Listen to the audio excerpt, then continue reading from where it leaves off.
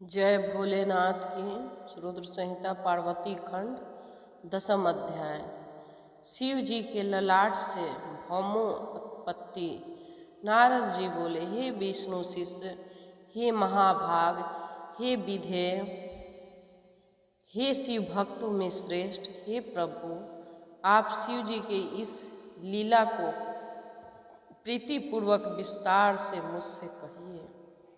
सती के विरह से युक्त होकर शिव जी ने कौन सा चरित्र किया और वे उत्तम हिमालय पर्वत पर तप करने के लिए कब आए? शिवा और शिव जी का विवाद और कामदेव का विनाश किस प्रकार हुआ? पार्वती ने तपस्या करके किस प्रकार कल्याणकारी शंभु को प्राप्त किया? हे ब्राह्मण, इन सब बातों को यह महान आनंद देने वाला अन्य सुंदर शिव चरित्र को मुझसे कहिए। सूत जी बोले, नारद के इस प्रश्न को सुनकर लोकाधिपतियों में श्रेष्ठ ब्रह्मा जी शिव जी के चरण कमल का ध्यान करके अति प्रसन्नतापूर्वक कहने लगे। ब्रह्मा जी बोले, हे देवर्षि, हे शैवर्य मंगल करने वाले, उत्तम भक्ति को बढ़ाने वाले पावन शिव चरित्र को आदर पूर्वक सुनिए। अपने पर्वत पर आकर प्रिया के विरह से दुखी शंभु ने प्राणों से भी बढ़कर अपनी प्रिया सती देवी का हृदय से स्मरण किया। वे अपने गणों को बुलाकर उन सती के लिए शोक प्रकट करते हुए लौकिक गति दिखाते हुए उनके प्रेम वर्धक गुणों का अत्यंत प्रेम पूर्वक वर्णन करने लगे। लीला विशारद वे शिव जी गृह सथोचित उत्तम आचरण को छोड़कर दिगंबर हो गए और पुनः सभी लोकों में भ्रमण करने लगे। सती के विरह से दुखी हुए भगवान शंकर को कहीं भी सती का दर्शन प्राप्त नहीं हुआ। तब भक्तों का कल्याण करने वाले शिव जी पुनः कैलाश पर्वत पर आ गए। उसके बाद उन्होंने यत्न पूर्वक मन को एकाग्र करके दुख दूर करने वाली समाधि लगाई और अपने अविनाशी स्वरूप का दर्शन किया।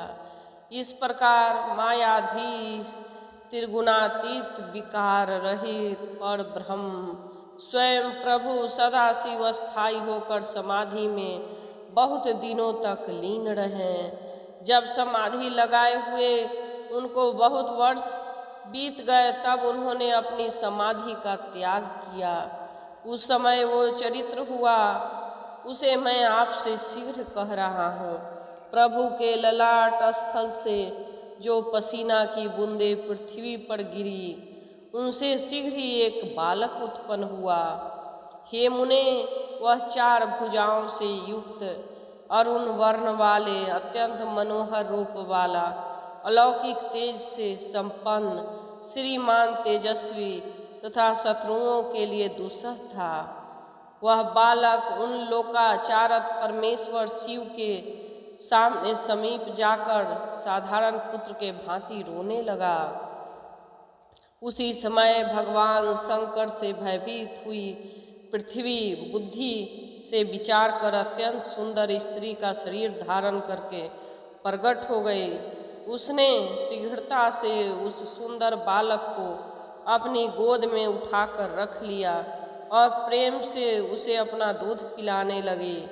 इस प्रकार वह परमेश्वर के हित साधन के लिए सत्य भाव से बालक की माता बनी और प्रेम पूर्वक हंसते हुए बालक का मुख चूमने लगी।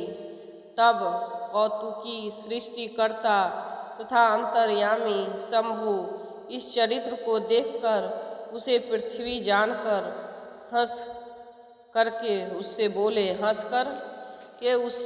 बोले, हे धरणी, तुम धन्य हो, तुम मेरे पुत्र का प्रेम से पालन करो। यह श्रेष्ठ बालक मेरे महातेजस्वी पसीने से तुम से उत्पन्न हुआ है, पसीने से तुम में उत्पन्न हुआ है। हे छिते, यद्यपि मेरे श्रम जल पसीने से उत्पन्न हुआ यह बालक मुझे बड़ा प्रिय है, फिर भी यह तुम्हारे नाम से विख्यात होगा और सदा तीनों तापों से रहित होगा। यह बालक भूमि दान करने वाला, गुणों से संपन्न और तुम्हें तथा मुझको भी सुख प्रदान करने वाला होगा। अतः तुम इसे रुचि के अनुसार ग्रहण करो। ब्रह्मा जी बोले, विरह वेदना से थोड़ा सा मुक्त हुए भगवान शिव इस प्रकार कहकर चुप हो गए। वस्तुतः निर्विकारी तथा सज्जनों के प्रिय वे प्रभु शिव जी लोकाचार का अनुसरण करते हैं। तब शिव जी की आज्ञा लेकर पृथ्वी शीघ्र पुत्र सहित अपने स्थान चली गई और उसे अत्यंत सुख प्राप्त हुआ।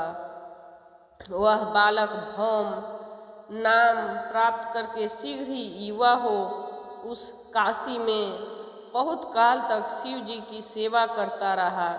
इस प्रकार वह भूमिपुत्र विशेश्वर की कृपा से ग्रह पद प्राप्त कर शुक्र लोक से भी आगे दिव्य लोक में चला गया। हे मुने, मैंने सती के विरह युक्त शिव चरित्र को कहा।